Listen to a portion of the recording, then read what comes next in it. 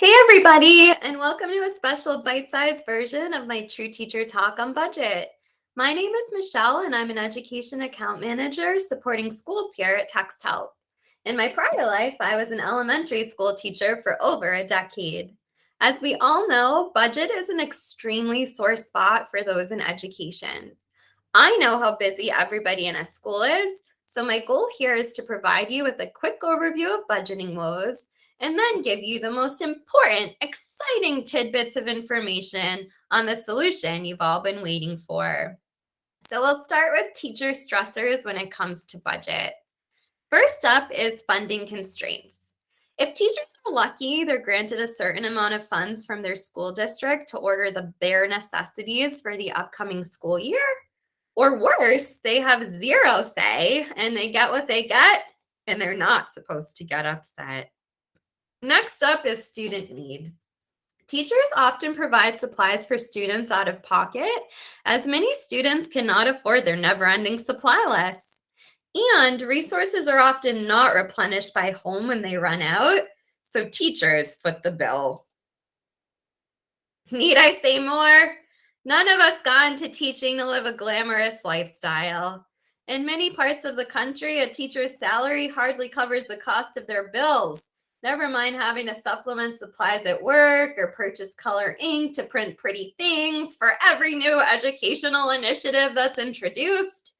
Being a teacher was truly a costly affair for me, so teaching salary is a huge stressor.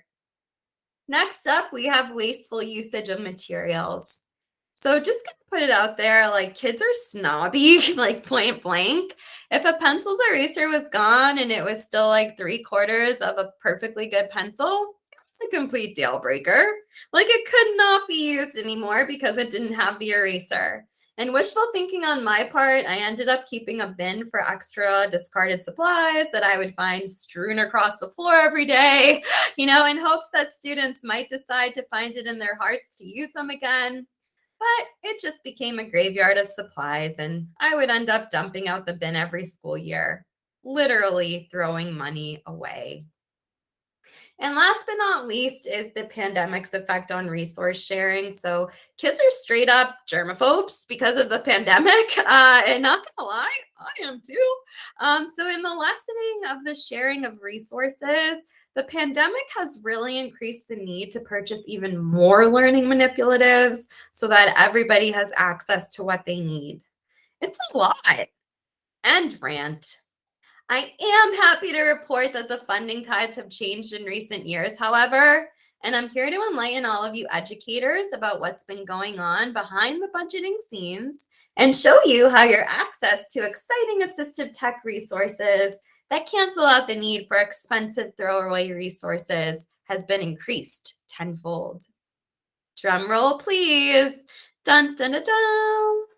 I present you ESSER Funds. This video may not age well, but as of March 25th, 2022, districts are swimming in ESSER funds right now, and don't let anybody tell you otherwise. You may be asking yourself, what even is an ESSER?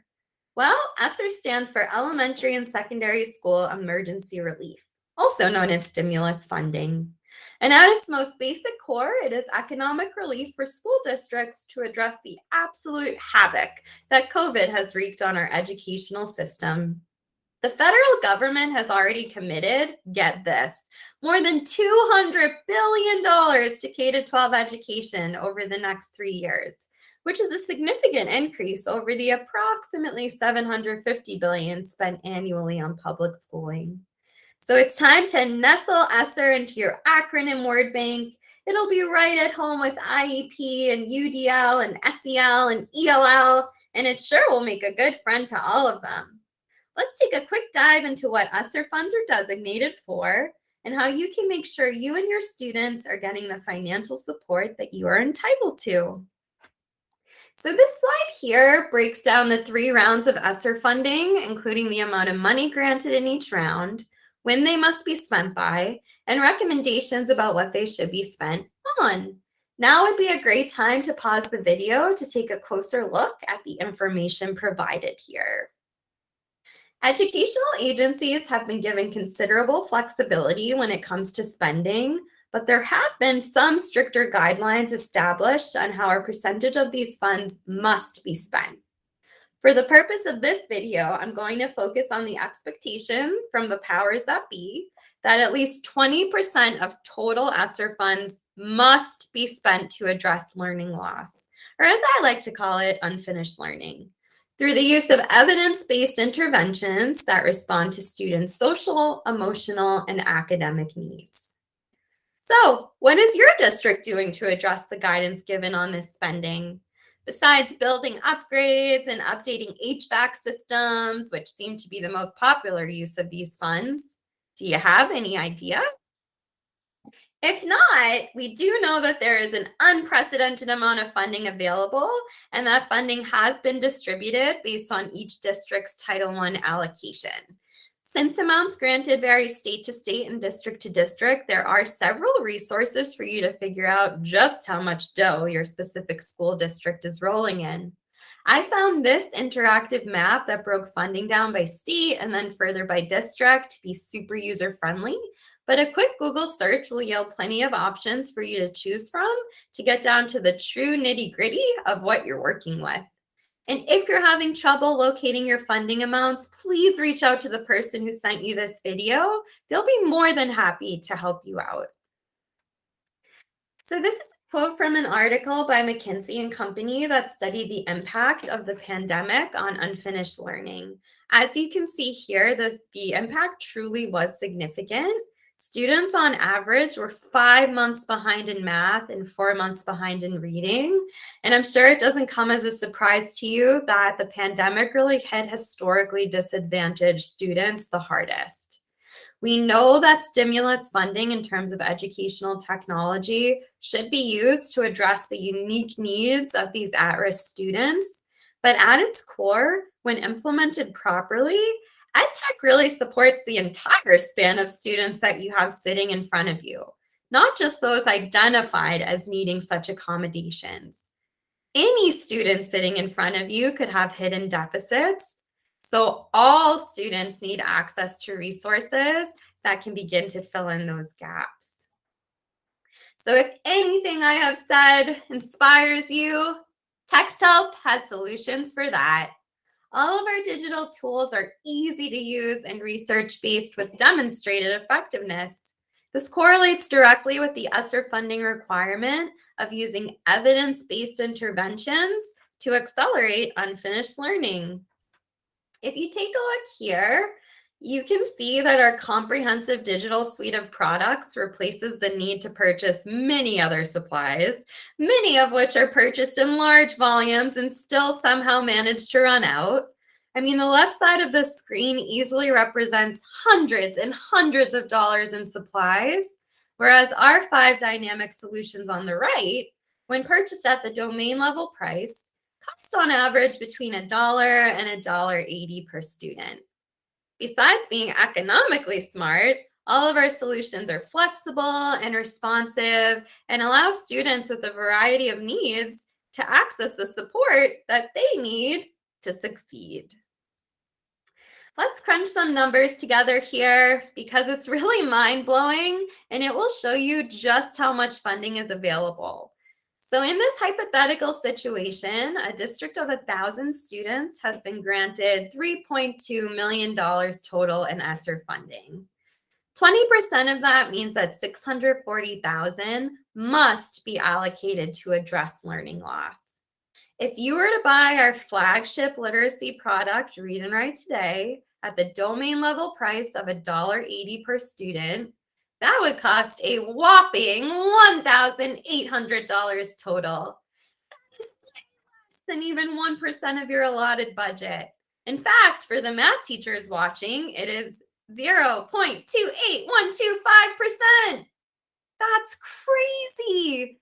And don't even get me started on our stackable multi-product and multi-year discounts that we offer that will save you money on top of an already reasonable cost. You can cover student supports across all curricular needs for a tiny fraction of the overall funding available. It's a small investment, for exponential growth. So if we cycle back to the teacher stressors, funding constraints, there are actual funds set aside for these resources. It's a miracle. Thank you, ESSER. Student need. Nobody at home needs to buy or replenish anything if you use Texthelp solutions.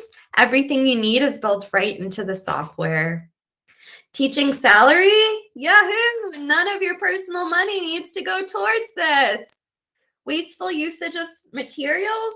Well, Texthelp offers reusable digital platforms. There's an infinite amount of usage. And the pandemic's effect on resource sharing? Kids can use their own devices. See you later, germs. So if you are taking the time to listen to this, you're awesome. You're clearly dedicated and in it to win it. Great teachers fiercely advocate for their students, and this scenario is no different. You need to feel emboldened to question where and how these funds are being used in order to be a true agent of change for your kids. So head to your admin, channel your inner Jerry Maguire, and say, "Show me the money." All right, so your homework, haha, teacher joke, is to reach out to whoever sent you this video or me so they can discuss ESSER funding and Texthelp solutions with you. Did you know that Read and Write and Equatio are always free for teachers? Isn't that wild? You don't have to use an ounce of ESSER funding to begin your deep dive into those solutions. And in a society where nothing is given for free for teachers, I highly recommend taking advantage of these opportunities to further explore. And if you're genuinely interested, Texthelp does offer complimentary pilots so you can get your students on board too and see what they think. Thank you so much for joining me today for True Teacher Talk. Go get those ESSER funds. You got this. Until next time, bye.